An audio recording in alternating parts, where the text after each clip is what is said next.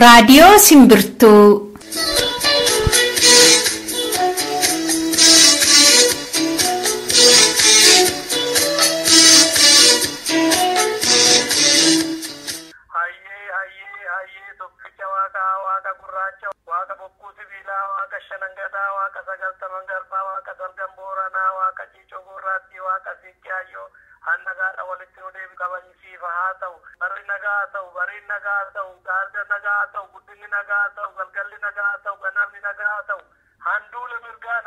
Kun torbeetti gaafa tokko guyyaa kamisaa sa'aatii kanatti kan sinii darbu qophii simbirtuu karaa marsariitii simbirtuu.com-tiiniiti. Dhaggeeffattoota keenya nagaan keenya kabajaa bakkuma jirtanitti isin haa ga'u qophii kan gaafa muddee 24 bara 2015 qabannee jirra. Mee sagantaa keenya qabnu isin beeksisa. Har'a jalqaba akkuma innaa kaanii oduutiin eegalla. Oduun keenya har'aa hundisaayyuu fincila diddaa gabrummaa biyya keessatti deemaa jiru irrattidha.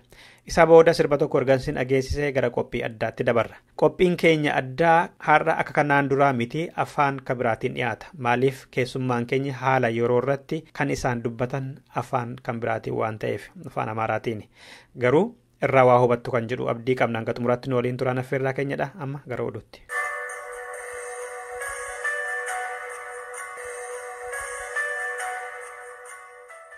Irra deebi'ee akkam jirtu jechuudhaan moduu isinitti hima. Diddaan gabrummaa ammas akkumatti fufetti jira guutummaa Oromiyaa keessatti. Mandiitti hayyoonnii fi dargaggoonni bifa haaraatiin hidhamaa jiraatanis fincilli akkuma deemaa jiruttidha. Anfilloottis akkuma duraanii oo'aasaatu mul'ata. Waamaa Hagaloo, Midaaqanyii, Geedoo, Jalduu, Arsiifaa keessatti ammas cimee deemaa jira.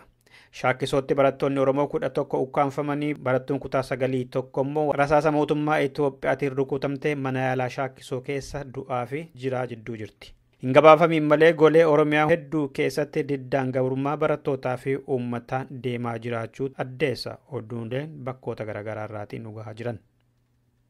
Kibxata darbe Horroo Guduruu aanaa Jimmaa Gannatiitti barattoonnii fi uummanni magaalaa Haratoo fi naannoo ishee diddaarra oolanii ganamarraa kaasanii. Waaree dura poolisiin federaalaa barattoota Oromoo 2 rasaasaatiin ajjeesanii boodarra waraanni biyyoolessaa waamamee gamasitti bobba'e uummata qawweenii fi uleetiin reebuutti seene. Uummanni sitti yaa'ee dheeboo fi gaachanaan barattootarra goree jedha oduun yerooma sana nu qaqqabe. Magaalittii keessaa namni gadi bahuu fi 2 ta'anii waliin argamuun dhorkameera. Bilbilli citee hedduun isaanii madaa'anii mana yaalaa Shaambuu galaniiru. Kan hidhame lakkoofsaan hin beekamne danuun qabamaa oolee bule. Barattoonni 3 immoo akka malee madaa'uutu himama.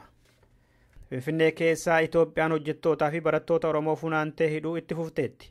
Kibxata darbee muddee 22 bara 2015 qofaa hedduutu karaarra manaa fi mana shayiitii dhukkaanfamanii jiru.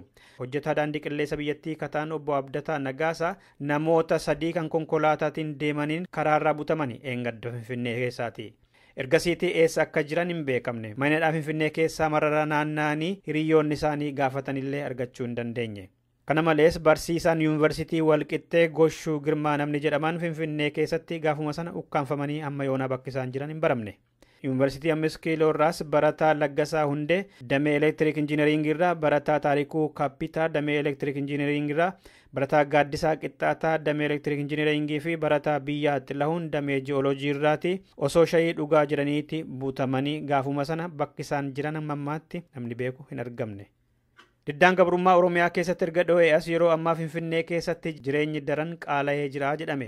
Sababa fincila Oromiyaa keessa deemaa jiruutiin karaan gara Finfinnee geessu bakkoota hedduutti cufamuu fi Oromoon qabeenya isaa gabaatti geessuu waanta dideef jireenyi warra Finfinneetti qaala'eera. Namoonni Finfinnee keessa jiraatan sodaarraa kan ka'e gadi ba'anii dubbatuu haa baatanillee malee guumgummii irra jiraachuutu himama. Magaalonni fi gandoonni Oromiyaa diddaan keessatti ka'ee marti ammas waraana Itoophiyaatiin guutamanii jiru. Uummanni galgala akka manaa hin baanee fi waliin akka hin dhaabbannee fi waliin akka hin deemne uggurri akkuma irratti bu'etti jira. Halkan yoo gadi ba'an ni ajjeefamu, yoo wal dubbisanii fi waliin deeman immoo guyyaa ni hidhamu. Haalli kun immoo Dirree Dawaa, Ciroo, Asallaa, Roobee, Shaakkisoo, Wallisoo, Tolee, Tajjii, Asgorii, Gooroo, Jimmaa, Mattuu, Dambiidolloo, Anfilloo, Muugii, Mandii, Aayiraa, Najjoo, Gimbii, Laaloo, Naqamtee, Hoomaa Hagaloo, Siree, Haratoo, Shaambuu, Baakkoo, Geedoo, Midaaqanyii, Baabbicha, Fincaa, Gudar, Incinnii, Amboo, Gincii, Jalduu, Gindabarat, Kuyyuu, Shanoo, Reejjii, Ejeree, Sulultaafaa keessatti haallisaa daran cimaadhaa jedhame. Oromoonni hidhaman mana hidhaatti nyaata argachaa hin jiranii jedhame. Baay'inarraa kan ka'e mootummaan Itoophiyaa bakkatti Oromoo hidhuu dhabuu fi firri akka isaan hin gaafanillee jechuudhaan naannoo biraattillee hidhaa jira. Oromoonni hidhaa jiran reebbichaan akka malee miidhamaa jiru. Keessattuu immoo Finfinnee, Aqaaqii, Walloo, Maqalee, Bishooftuu, Baatuu, Sanqallee, Dhidheessaa, Hursoo fi mooraa leenjii waraanaa akkasumas manneen jiranaalotaa fa'aa keessatti reebbichii fi zaliila isaan irra ga'uun hedduun isaanii of wallaalaa jiru jedha maddi Simbirtuu. Tigiroonni galgalaa fi guyyaa itti deddeebi'anii zaliiluudhaan baasi jedhanii isaan gaafataa jiru. Hidhamtoonni kun nyaata gahaallee argachaa akka hin jirretti himama. Guyyaatti daabboo tokkoo fi shaayii al takkaa qofa argatu jedhame. Nyaata dhabuun reebbichaa fi tushaatiin gubachuutti dabalatee barattoonni Oromoo hedduun hubamaa jiru jedha maddi keenya. Eengadda qondaalonni federaalaa Itoophiyaa diddaa gabrummaa Walisoo irratti Oromoonni hirmaatanii hidhaman dabarfamanii akka federaalaaf kennaman dhaabbata dimokiraasummaa uummata Oromoon kan Walisoo ajajani. Qondaalonni tikaa Finfinnee irraatii qibxata darbee Walisoo deemuudhaan warri hidhaa jiran dabarfamanii akka ol kennaman gaafatanii deebii tolee kan jedhu argatanii galanii. Hidhamtoota Oromiyaa keessaa dabarsanii kennuun seera federaalaa fi kan Oromiyaa kan cabsu akkasumas nageenya hidhamtootaallee kan hubudha jedhu taajjabdoonni seeraa. Godina Shawaa Kibba Dhiyaa aanaa Sabbataa Hawaas keessatti barattoota irra darbee abbootiin qabeenyaa Oromoos hidhamaa jiru. Mana hidhaa sana keessatti reebbicha irra ga'uurraan kan ka'e barattoonni Oromoo mana hidhaa sana keessatti 5 ajjeefamatu himamaa jira. Torbee kana keessa qofa. Abbaan qabeenyaa beekamaa Oromoo tokko magaalaa Sabbataa keessaa obbo Shumat Iddoosaa jedhaman bilisummaa Oromoo fi diddaa keessa jirta jedhamanii qabamanii eessa akka jiran hin beekamne. Daldalaan Oromoo tokko maqaan isaanii obbo Roobalee namni jedhamanis warra qabaman hedduu keessaa tokkodha. Xumura irratti dhaabbanni dimokiraasummaa uummata Oromoo yeroo ammaa kana uummata walga'ii kan walitti qabaa jiru harki caalaan isaanii saboota biroo Oromiyaa keessa jiraatanidha jedhame. Diddaa deemaa jiru jiraattonni magaalaa akkasii balaaleffatan jechuudhaan televezyiinii fi reediyoon biyyattii kan isaan himaa jiran bakkoota maratti saboota biroo fi miseensota liigii dargaggoota akkasumas miseensota liigii dubartootaati jedhame. Fakkeenyaaf Shaashamanneetti eengadda kana kan walga'ii irratti argaman Walaayittootadha.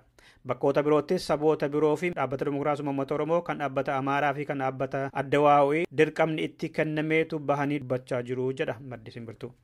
Dhaggeeffattoota keenya oduun keenya irraa kanumadha. Sirba kanaan gara qophii keenya irraatti.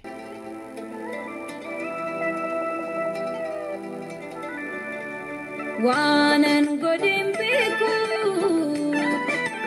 ilmoona dagaatti waliif na dagatte dhalli kiyya warri aduukaati maqaan jijjiirti.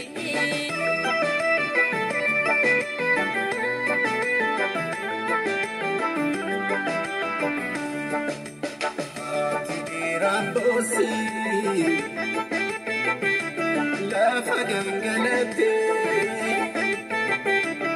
otu sinjirtani mansama majete oromiyani bosi lafa gangalate otu dalegabu mansama majete.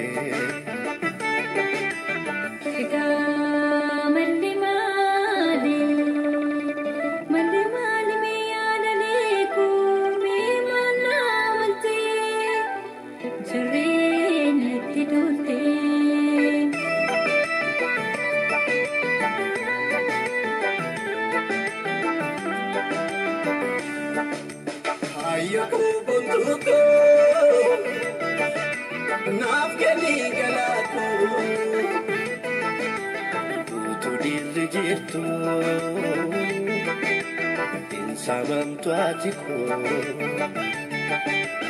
Imboina yoto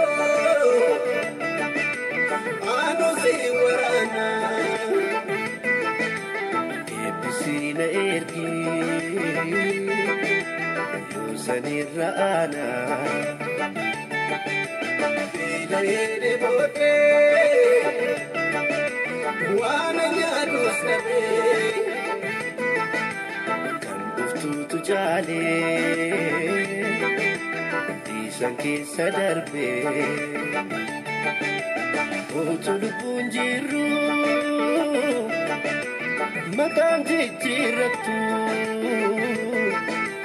kan finne gabba onnutin dabartu kan finne gabba onnutin dabartu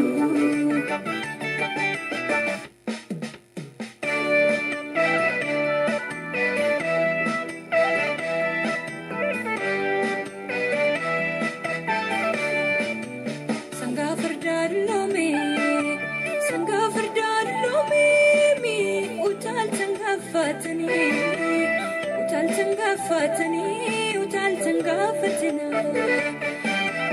ada orman samamte desira la shirabde boy tangafatina din of jaladabi garatu nagubata jirenya dunya kana akamu manilata kan koda birakata kormi ko fi bulchata guddang garbo munguni akamu manilata tikotu guddabuta guddang jalami tata mekenya kuni mali malumam nutamata yomu magalata ila me harakenya garasin bugatini yorune nuawata yotimiranta kumatu kumabasa yotanis karasasa tira turmafsilani intanuna mabarsa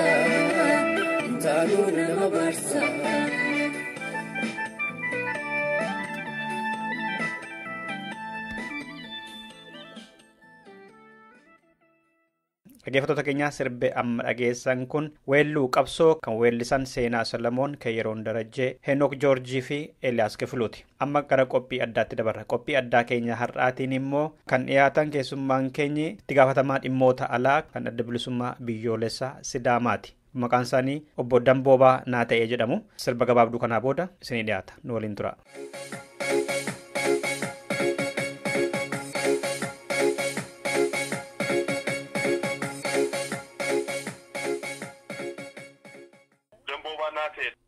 በሲዳማ ብሔራዊ የነጻነት ግንባር ውስጥ የውጭ ጉዳዮች ኃላፊ ነኝ።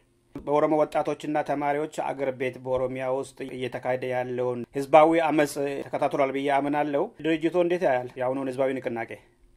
በመጀመሪያ ደረጃ በኦሮሞ ህጻናት፣ በኦሮሞ አዋቂዎች፣ በኦሮሞ ሴቶች፣ በኦሮሞ ወንዶች፣ በተማሪው፣ በቢዝነስ ኮሚኒቲው በአጠቃላይ በኦሮሞ ህዝብ ላይ እየተፈጸመ ያለው ወንጀል መንግስት ነኝ ብሎ ራሱን በሚጠራው በኢህአዴግ እየተፈጸመ ያለው ወንጀል በጣም አሰቃቂ ነው። በጣም ዘግናኝ ነው። አንድ መንግስት ራሱን መንግስት ነኝ ብሎ ከሚጠራ ድርጅት ቀርቶ ማንም ኃላፊነት ከሚሰማው ከግለሰብ ደረጃ እንኳን የማይታይ ህገወጥ ተግባር በኦሮሞ ህዝብ ላይ በኦሮሞ ሲቪሊያን ላይ እየተፈጸመ ያለው በጣም አሳዛኝ ነውና በዚህ አጋጣሚ በሲዳማ ህዝብ ስም ያዘን መሆናችንና በአንድ መልኩ በሌላ መልኩ ደግሞ በኦሮሞ ህዝብ ጥንካሬ በኦሮሞ ህዝብ አልሸነፍ ባይነት ለመብታቸው ተቆርቋሪነትና እስከ መጨረሻው የሞት መስዋዕትነት እየከፈሉ ለነጻነታቸው ቆመው የትግል ተምሳሌት በመሆናቸው ደግሞ እንኮራባቸዋለን እና በዚሁ ትግል ያለውን ሁኔታ በአትኩሮት እየተከታተልን ከመሆናችንም በላይ በሲዳማ ብሔራዊ አርነት ነጻነት ግንባር መሰረት በኩል መግለጫ ሁሉ አውጥተናል። ከአንድ ሳምንት በፊት ምን ያክል እንደተሰማን ለዓለም ህዝብ ሁሉ አሳውቀናል። ስለዚህ እየሆነ ያለውን ሁኔታ በአትኩሮት እየተከታተልን ነው። እለት በእለት ባለን መረጃ መሰረት ክትትላችን እየጸና ነው። አብረንም እየሰራን ነው ያ ማለት ነው።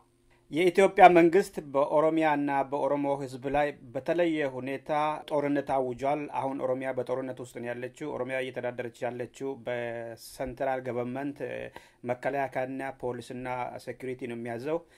ለስም ያለው የኦሮሚያ ብሔራዊ ክልልም ከቁጥጥር ውጪ ነው። ምንም የሚያውቀው ነገር የለም እና ይሄ መንግስት እንደዚህ የከፋ እርምጃ ሊያስወስድ የቻለው ምንድነው ብሎ ይገምታሉ እርሶ?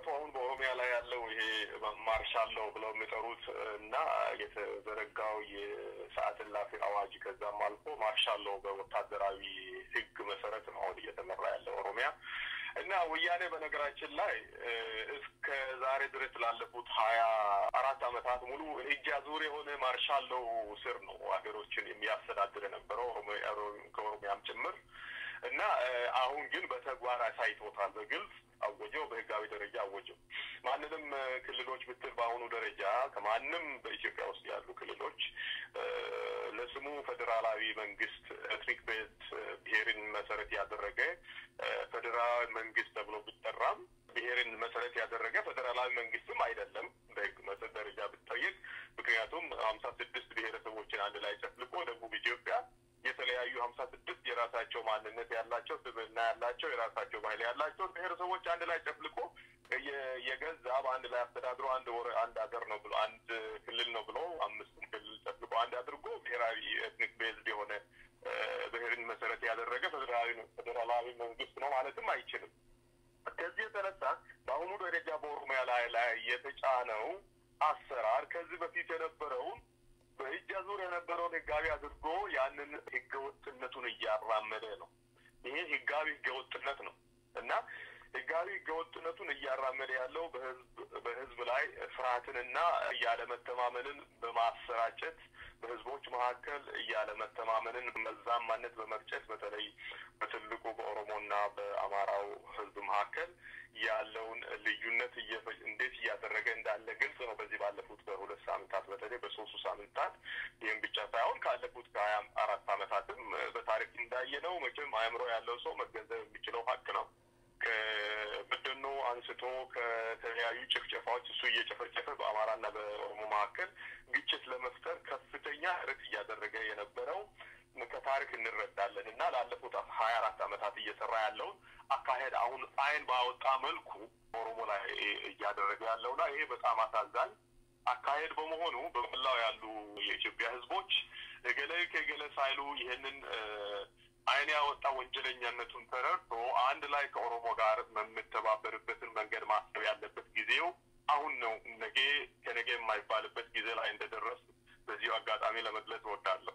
መልካም አቶ ደንቦባ ናተይ የሲዳማ ነጻነት ግንባር የውጭ ጉዳይ ኃላፊ በሱዳማና በደቡብ ብሔረሰቦች ክልል የኦሮሚያ አመጽ እየተሰማ ነው። እርሶ እንደሚያውቁት በእናንተ ግንባር በኩል ምን አይነት ሁኔታ ነው የሚሰማው በደቡብ ውስጥ በተለይ ደግሞ በሲዳማ? ምክንያቱም ሲዳማም ከዚህም በፊት ዘር ማጥፋት እርምጃ ተወስዶበት በጣም የተጎዳ ብሔር አንዱ ነው።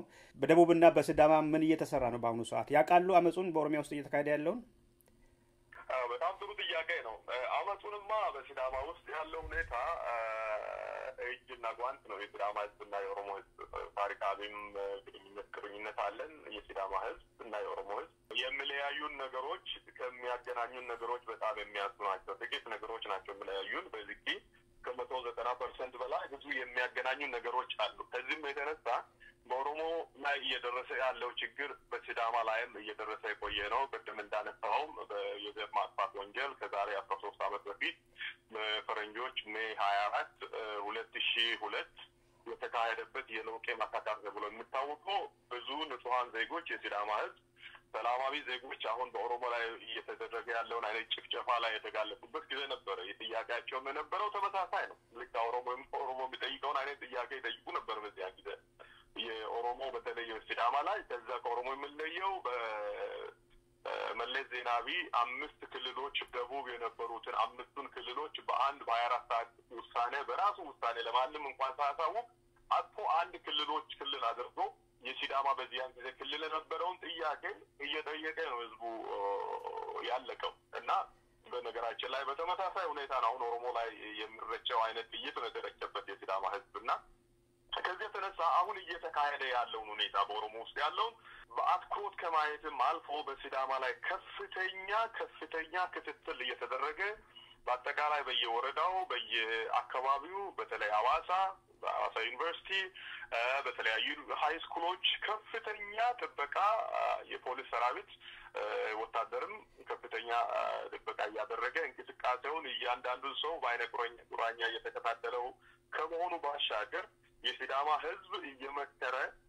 ምን ማድረግ እንዳለበት በከፍተኛ ሁኔታ ውስጥ ለውስጥ እንቅስቃሴው እየተካሄደና ከዚህ የተነሳ ለምመጣው ነገርና ለምወሰደው እርምጃ አጋጣሚ አሁን ተፈጥሯል። ነገር ግን እንቅስቃሴ የሚጀመርበትን ሁኔታ ብቻ በመጠባበቅ ላይ ነው ያለው። ከዛሬ 3 ዓመት በፊት በተለይ 2012 በፈረንጅ የዚህ አይነት ተመሳሳይ ጥያቄ ተነስቶ የሲዳማ ህዝብ ከፍተኛ እንቅስቃሴ አድርጎ ከእንቅስቃሴውም አልፎ ወያኔ ወታደሮችና አርሚ ለማሰርና ለመግደል በሄደበት ዲስአርም እስከ ማድረግ መሳሪያቸውን አስፈትተው ከብዙ ከ15 ከ20 የሚበልጡ ወታደሮች መሳሪያ ፈትተው ሁሉ እኛን መምታት አትችሉም ብለው ዲቴይን እስከ ማድረግ ከማገት የደረሱበት እንቅስቃሴ የነበረው ከ3 ዓመት በፊት የነበረው። ከዛ የተነሳ ብዙ ከፍተኛ እንቅስቃሴ ብዙ ሰዎችም ተመተዋል፣ ቶርች ተደርጓል። በዚያን ጊዜ ከዚያ ጀምሮ የታሰሩ ሰዎችም እስካሁን አሉ እና ያ እንቅስቃሴ ስለሚታወቅ በሲዳማ ኤግዛክትሊ ኦሮሞ ላይ እንቅስቃሴ ስነሳ ሲዳማ ላይ ነው ፎከስ ያደረጉት። ብዙ ወታደር ነው ያጓዙት ወደዛ አካባቢ። ግን ህዝቡ ከፍተኛ እንቅስቃሴ በአትኩሮት እየተከታተለ ዝግጁነቱን እና አዳሪነቱን ለኦሮሞ ህዝብ ለማሳየት የሚያደርገውን ቅድመ ሁኔታ በልባዊነቱ በልቡ የሚያደርገውን ዝግጅት በተለያየ መልኩ የምናደርገው እንቅስቃሴ እየተከታተልና በማጠናከር ላይ መሆናችን ነው በዚሁ አጋጣሚ ለመግለጽ የምወደውና ይሄ የታወቀ ግልጽ የሆነ ነው። በተለይ በሲዳማ ዩኒቨርሲቲ እና በኦሮሞ ዩኒቨርሲቲ መካከል ተማሪዎች መካከል እየተደረገ ያለው አንድነት በአዋሳ ዩኒቨርሲቲ ከፍተኛ ዩኒቲ ስላለ በየዶርሚተሩ ፊት ለፊት ወታደሮች እየተጠበቁ እንቅስቃሴያቸውን እየተከታተሉ ከግቢ ሁሉ እንዳይወጡ ጥንቃቄዎች፣ ከፍተኛ እገዳዎች እየተደረጉባቸው መሆኑን ነው በዚህ አጋጣሚ ያለን ኢንፎርሜሽን የሚያመለክተውና ጠንካራ እንቅስቃሴ ጠንካራ እውቀት ነው ያለው በሲዳማ ውስጥ በተለይ በኦሮሞ ላይ እየተካሄደ ያለውና አጋርነቱን ለመግለጽ የሚያደርገውን በምን መልኩ መሄድ እንዳለበት አሁን ስትራቴጂው ላይ ነው ዋና ነገር እንጂ ህዝቡ ዝግጅቱ በጣም ከፍተኛ ነው ለማለት ነው በዚህ አጋጣሚ ወጥቶ 5 የፖለቲካ ድርጅቶች የናንተን ጨምሮ ባለፈው ጥቅምት 23 ላይ የመሰረታችሁት ድርጅቶች ትብብር ምን እያደረጋችሁ ነው? በጋራ ህዝቡን ለማንቀሳቀስ በጋራም እየተንቀሳቀሳችሁት ወይም እየሰራችሁት ነገር አለ? በጣም ጥሩ ጥያቄ ነው። PAFD ነው የሚባለው ፒፕልስ አሊያንስ ፎር ፍሪደም ኤንድ ዲሞክራሲ ነው የሚባለው የህዝቦች አንድነት ለፍትህና ለዲሞክራሲ ማለት ነው እና ፒፕልስ አሊያንስ ፎር ፍሪደም ኤንድ ዲሞክራሲ በፈረንጅ ኦክቶበር 23 ነው የተቋቋመው በህጋዊ ደረጃ እና ከዛ ከተቋቋመበት ጊዜ አንስቶ የሆኑ የአጭር ጊዜና የረጅም ጊዜ ስትራቴጂዎች አለው ይሄ ድርጅት እና ይሄ ዩኒቲ ማለት ነው። ይሄ ዩኒቲ የሚያውቀው የቤንሻንጉል፣ ጋምቤላ፣ ኦሮሞ፣ OLF፣ ኦጋዴን ናሽናል ሊብሬሽን ፍሮንት እና ሲዳማ ናሽናል ሊብሬሽን ፍሮንት ነው የሚያውቀው 5ቱን ድርጅቶች ነው። ሌሎችም አመልክተው ለመግባት ሁኔታ እንዲያሟሉ የተጠየቁ ድርጅቶች አሉ። በተለይ 5 ብሔረሰቦችን ከፍተኛ የሆኑ ብሔረሰቦችን እና በተለይ ያመለክቱ 2 አሉ። እነዛ ከገቡ ከ70% በላይ የኢትዮጵያ ህዝቦች የሚያክል እና የሚወክል ድርጅቶች አንድ ላይ ይመጣሉ ማለት ነው። አሁን ባሉት በዚህ በአጭርና ረዥም እቅድ መሰረት እየተንቀሳቀሰ ባለበት ነው ይሄ አጋጣሚ የተፈጠረው እና በአጭር ጊዜ ውስጥ ከሚያደርጋቸው ጀነራል ካውንስል የሚባል የሚቋቋም አለ እና ህጋዊ በሆነ ደረጃ የሚቋቋም ቦዲ አለ። ያ ቦዲ ምንድን ነው የሚያደርገው? እነዚህ አሁን የምናነሳቸውን እንቅስቃሴዎችን የሚሊተሪ ስትራቴጂ፣ የሚሊተሪ አንድነት፣ የሪሶርስስ አንድነት የሚያደርጋቸውን ቅድመ ሁኔታዎች እያመቻቸ ባለበት ነው ይሄ ነገር የተከሰተው። ይሄ ተከስቶ እያለ ታዲያ ዝም ብለን አልተኛንም። አንደኛ ፕሬስ ሪሊዝ እንግዲህ አይተህ ሊሆን ይችላል። ሰፋ ያለ ፕሬስ ሪሊዝ አውጥተናል በህብረቱ ስም። ከዛም ውስጥ በየግል ደረጃ 5ቱም ድርጅቶች የኦሮሞን አጋርነታቸውን ከኦሮሞ ጋር ያለውን አጋርነት ለመግለጽ እና ህዝቦቻቸውን በየደረጃው ያሉትን ጥሪ በማድረግ የኦሮሞን ትግል እንዲቀላቀሉ ጥሪ አድርገዋል። 5ቱም የተለያዩ ብሔረሰቦች በየግላቸው በህብረትም ጥሪ አድርገዋል። ከዛም አልፎ ይሄ ድርጅት ዳይሬክትሊ በህብረቱ ስም የዩናይትድ ኔሽንስ ጀነራል ሴክሬታሪ ደብዳቤ አስቸኳይ ደብዳቤ ለኢዩ አስቸኳይ ደብዳቤ ለተለያዩ ታላላቅ ሀገሮች እና ፓወርፉል የሆኑ የምዕራባውያን ሀገሮች ለሚባሉ አሜሪካን አንስቶ ዩናይትድ ኪንግደም ቀጥሎ ከዛም አልፎ ጀርመን ከዛም አልፎ ፍራንስ እና ሰፋ ያሉ የሂውማን ራይት ኦርጋናይዜሽኖችንም ግን ጠንካራ ግን ደብዳቤ ተጽፎ በዛ በኩል ኮንታክት እየተደረገ ነው ያለውና ከፍተኛ እንቅስቃሴ እያደረግን ያለነው ያ ሌላው የሚቀጥለው ቅድም ያልኩ የሚድተርም ስትራቴጂውን ተግባራዊ ለማድረግ የሚደረጉት ትግሎች ጎን ለጎን ያ ዝግጅት እየተደረገ ያለ በአሁኑ ደረጃ በተከሰተው ሁኔታ ላይ እነዚህን አክሽኖች እየወሰድንና ጠንካራ እንቅስቃሴ በማድረግ በተለይም በየደረጃው ያሉ በመላው ዓለም ያሉ ሰላማዊ ሰልፎችን በኦሮሞ ስም ኮኦርዲኔት ሲደረግ አሊያንስ ሶሊዳሪቲ እንቅስቃሴዎችን በማድረግ በተለያዩ አካባቢዎች ባሉ ከተሞች ያሉ ህዝቦችን የመላው የኢትዮጵያ ህዝብ በህብረት ተነስቶ የወያኔን አክሽን በኦሮሞ ላይ እየተደረገ ያለውን በአንድ ድምጽ እንዲያወቅ እያደረግን ያለነው እንቅስቃሴ በከፍተኛ ደረጃ እየጎላ ነው ያለውና ይሄ የሚቀጥል ነው። ይሄንን ህዝባዊ አመጽ ከዳር እስከ ዳር የሌሎች ብሔረሰቦች ድጋፍ አግኝቶ ይሄንን መንግስት ለማውረድ ምን መሆን አለበት? እንዴት ብካሄድ ነው ቶሎ ግቡን ሊመታ የሚችለው?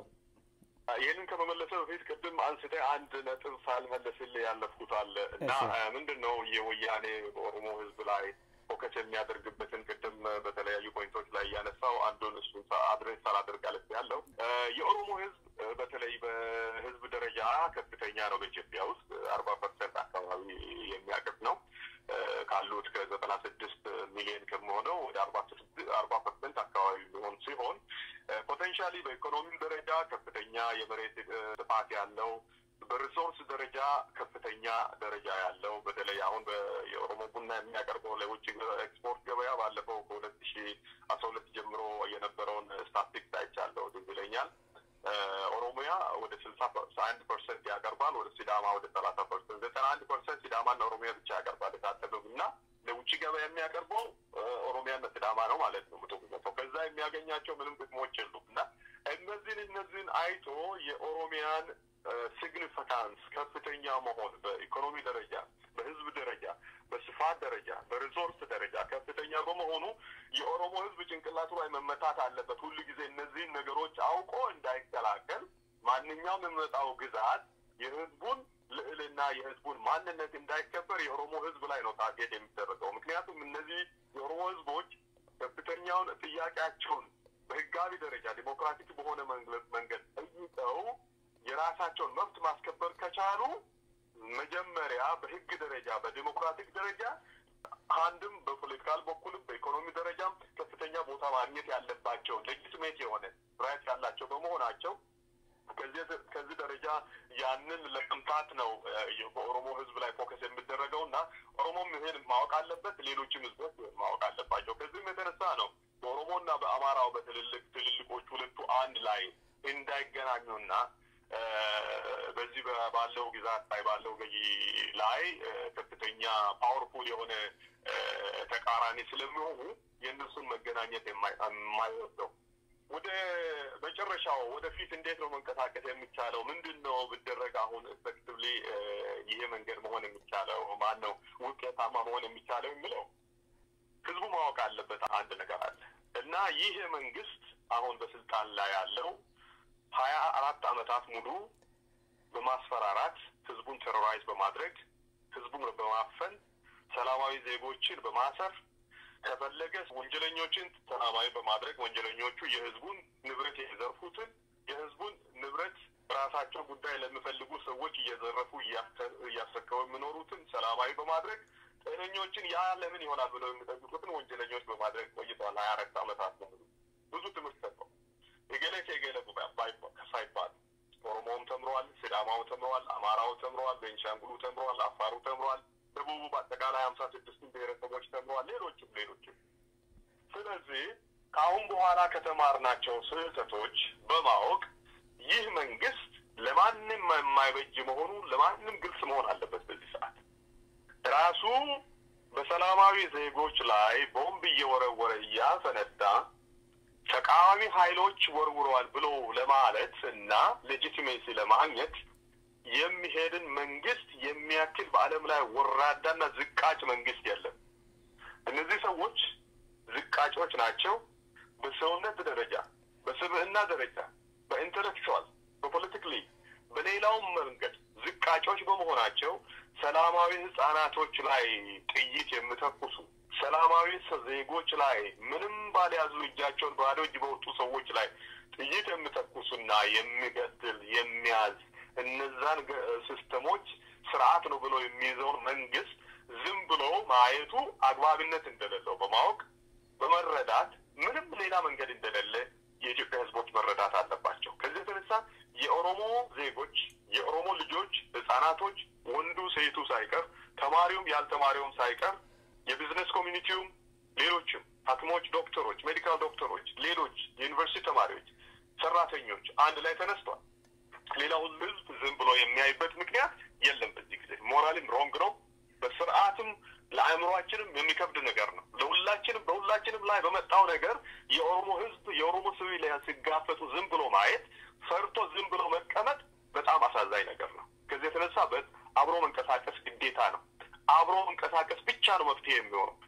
ስለዚህ እጅ ለእጅ ተያይዞ ወያኔ አሁንም ቢሆን ህዝብን ከህዝብ ለማቃቃር ህዝብን ከህዝብ ለማለያየት በተለይም ኦሮሞንና አማራን በተለይ ደቡብ አሁን እንደገና ይነሳል አማራና ሲዳማን ዛሬ ያለኝ ኢንፎርሜሽን ኤስኤልኤም የሲዳማ ሊብሬሽን ሙቭመንት እዛ በህጋዊ ተመዝግቦ የሚንቀሳቀሰው ጦርነት ሊያነሳ ነው ተጠንቀቁ ብለው ከተማ ውስጥ ሌሎችን እያስፈሩ ነው ያለው አሁን ዛሬ ያለኝ። ስለዚህ ይህንን አውቆ በሌላው ቦታ ያሉ ህዝቦች በተለይም በአማራውና በኦሮሞ በኩል ለሚፈጠረው ቅድመ ሁኔታ አሁንም በጣም ደስ የሚያሰኝ ሰሞኑን እየተካሄደ ያለው ጥረት የተደረገው በህዝቡ ብዛት በኦሮሞና በአማራው ህዝብ ላይ ትግል ከሽፏል። አሁንም በዛው በማክሸፍ ውጭም ያሉ ኦሮሞዎች ውጭም ያሉ አማራዎች ውጭም ያሉ ሲዳማዎች ውጭም ያሉ ኦጋዴኖች ውጭም ያሉ ሁሉም ኢትዮጵያውያን አንድ ላይ እጅ ለእጅ ተያይዘው ልዩነታቸውን ወደ ጎን ስተው የጋራ ጠላታችን በአሁኑ ጊዜ ለሁሉም ለኦሮሞ ለአማራው ለሲዳማው ለመላው ኢትዮጵያውያን የጋራ ጠላታችን ወያኔ ነው። ወያኔ ቅድም እንዳልኩ ዝቃጭ ሰዎች የሚመሩት ድርጅት ነው። የማፊያ ድርጅት ነው። ማንም ለወያኔ 5% ከማይሆን ህዝብ ከብሔረሰብ ወጥቶ ከነዛም ብሔረሰቦች ውስጥ እነሱንም የማይወክል የትግራይ ህዝቦችንም የማይወክል ጥቂት ሰዎች ተሰብስበው መጥተው የኢትዮጵያን ህዝብ በዚህ አይነት ባርነት መግዛት የለባቸውም ካሁን በኋላ። ይሄን ማመን አለበት እያንዳንዱ ሰው። ይሄን ማመን አለበት። ይሄን መቀበል አለበት። ይሄንን በህብረት መተን ካልታገል ይሄ በተፈጠረው አጋጣሚ ተጠቅመን ካልታገል የኦሮሞ ንጹሃን ዜጎች ደም አፍሶ እንደገና ሌላ ጊዜ እንድገዛ ጊዜ መስጠት ነው። ስለዚህ ሁላችንም እንደዚህ እንደማናስብ ተስፋ አድርጋለሁ። ይሄ ነው መንገዱ መሄድ ያለብንና ይሄ አሁን ጊዜው ነው መንቀሳቀስ እጅ ለእጅ ተያይዘን መንቀሳቀስ ያለብን። ሌላ ምንም መሳሪያ ያስፈልገን። ሰሞኑን የነበረው ጥሩ ምሳሌ የህዝብ ዩኒቲ የህዝብ አንድነት ትልቁ መሳሪያ ነው በዓለም ውስጥ። ህዝብ አንድ ላይ አፉን አንድ ላይ አድርጎ እምቢ አልፈልግም ልቀቅ ማለት ከዛ የሚበልጥ መሳሪያ በዓለም ላይ የለም። መሳሪያ የለንም ጉልበት የለንም ማለት አያስፈልግም። ህብረትን መፍጠር ከምታገለው ጋር አንድ ላይ የኔ ጉዳይ ነው ሳይሉ የእያንዳንዱ ጉዳይ መሆኑን ማወቅ ያስፈልጋል። ከዚህ ቀጥሎ የመጨረሻ መልእክትን የማስተላልፈው በተለይ የመከላከያ ሚኒስቴር ጦር ሰራዊት እጅ ከወጣው ከወንድሞችን እና እህቶችን እናቶችን ልጆችን የወንድምህን ልጆች የአክስትህን ልጆች የአባትን ልጆች ከአብራኩ ወጥተህ ለነዚህ ልማት ያለ ወያኔ ባጭር ጊዜ ውስጥ ለሚያልፉት ብለህ ወንድሞች ላይ ጥይት መርጨትን ያለን ምንም ቅድመ ሁኔታ ማቆም እንዳለብህ በዚህ አጋጣሚ መልእክትን አስተላልፋለሁ። እንደ ሰው ማሰብ እንድትችል አእምሮ እንዳለው ሰው ለምን ገላለሁ ለምን ተኩሳለሁ? መከላከያ እኮ የተፈጠረው የሀገር ደህንነትና የህዝቦችን ነጻነት ለማስከበር የሀገርን ሉዓላዊነት ለማስከበር ነው። በንጹሃን ዜጎች ምንም እጃቸው ላይ ባልያዙ ሰዎች ላይ ጥይት ለመረፍረፍ አይደለም። ይሄ ግልጽ መሆን አለበት። ይሄ ለማንም በማያሻማ መልኩ ግልጽ መሆን አለበት። ይቅርታ የማያሰጥ ወንጀል የመከላከያ ሰራዊት ህዝቦች ላይ በንጹሃን ዜጎች ላይ እየፈጸሙ መሆኑን ወታደሮች በንጹሃን ዜጎች ላይ እየፈጸሙ መሆኑን ዞር ብለው አይምሮአቸው ማሰብ አለባቸው። ቤታቸው ተኝተው ማሰብ አለባቸው ምን እያደረጉ እንዳሉ። ስለዚህ ይሄ በጣም ወሳኝ ጊዜ በመሆኑ የኢትዮጵያ ህዝቦች ህብረት መስርተው መከላከያ ሚኒስትሩ እያሰበ በማንም ላይ ጥይት ሳይተኩስ የህዝብን ነጻነት የሚያስከብርበትን መንገድ ማሰብ እንዳለበትና በአንድ ላይ ሆነን የጋራ ጠላታችንን በጋራ ማስወገድ የምንችልበትን መንገድ ማሰብ መቻል አለብን። መከላከያ ሚኒስትር ለወደፊት መከላከያ ሚኒስትር በሰላማዊ መንገድ ለተፈጠረ በሰላማዊ ዲሞክራሲ በሆነ መንገድ በህዝቦች ነጻነትና በህዝቦች ይሁንታ ላይ በተመሰረተች አገር ላይ ለወደፊት መከላከያ ሚኒስትር የማይሆንበት ምንም ምክንያት የለም። ወታደር የማይሆንበት ምንም ምክንያት የለም። ስለዚህ የገዢዎች መሳሪያ መሆን የለበትም። ይሄ ነው መልእክት።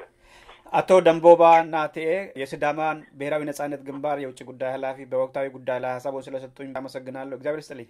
እኔም በጣም አመሰግናለሁ ይህን ጊዜ አጋጣሚ ሰጠኝ። በተለይ በዚህ በአንገብጋቢ ጉዳይ ላይ ኦሮሞ በወንድሞቻችን በእህቶቻችን ላይ የተፈጸመው ጉዳይ ላይ አብረን እንድንወያይ አጋጣሚ ስለፈቀድክልኝ በጣም አመሰግናለሁ።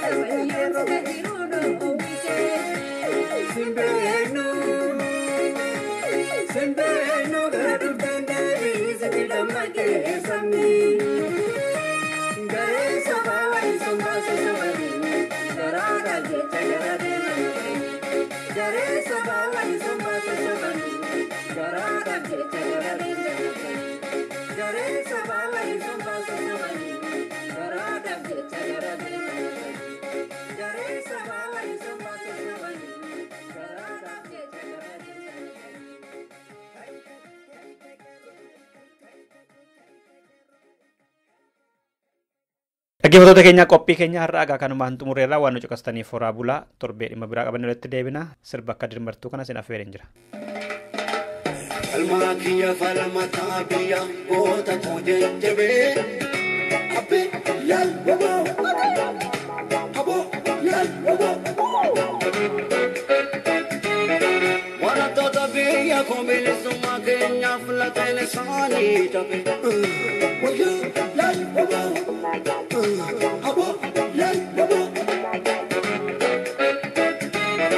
bilisummaa ta'uu galanni isaanii barattoota keenya bilisummaa ta'uu galanni isaanii barattoota keenya keelloo wareegame qabsanii bilisummaa ta'uu galanni isaanii barattoota keenya bilisummaa ta'uu galanni isaanii barattoota keenya keelloo wareegame biyya keenya wanti barabaraan barataa biyya koora saasaan tumtaniif akalammi ko beekumsaan dammaqee gabrummaa jalaan baane beela keenyaaf dhimma mittanii buufni keenya maabbisin dhibaa mirga namummaa keenya nu sarbitanii yoo dubbanne maabbisin dhibaa dhiigni qulqulluun dhangala'ee magaalaa Finfinnee walakkaan odaa biqilche arguuf jiraannaa waliin seerri baagada addunyaa fuulche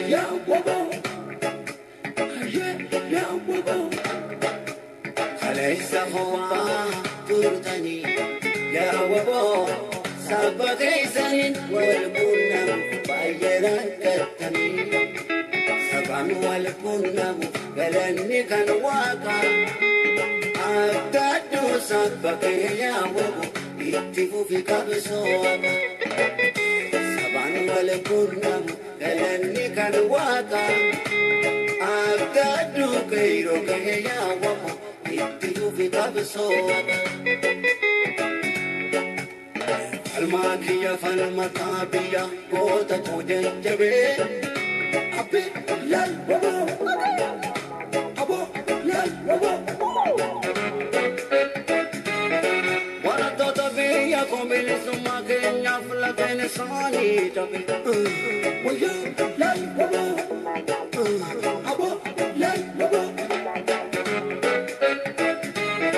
bilisummaa ta'uu galanni isaanii barattoota keenya bilisummaa ta'uu galanni isaanii barattoota keenya keelloo wareegame qabsanii bilisummaa ta'uu galanni isaanii barattoota keenya bilisummaa ta'uu galanni isaanii barattoota keenya keelloo wareegame biyya keenya wanti barabaraan barataa biyya koora saasaan tumtaniif akalammi ko beekumsaan dammaqee gabrummaa jalaan baane beela keenyaaf dhimma mittanii buufni keenya maabbisin dhibaa mirga namummaa keenya nu sarbitanii yoo dubbanne maabbisin dhibaa dhiigni qulqulluun dhangala'ee magaalaa Finfinnee walakkaan odaa biqilche arguuf jiraannaa waliin seerri baagada addunyaa fuulche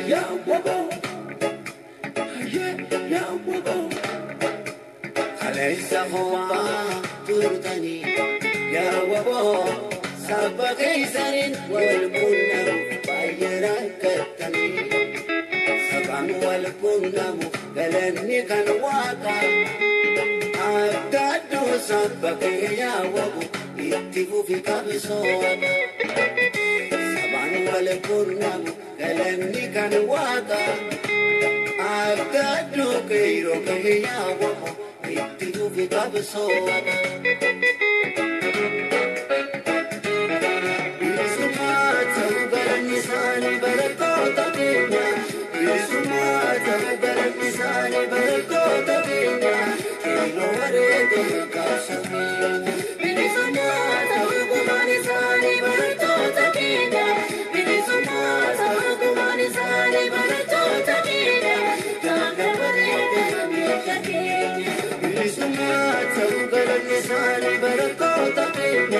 Bilisummaa ta'uu galanni isaanii barattoota keenya.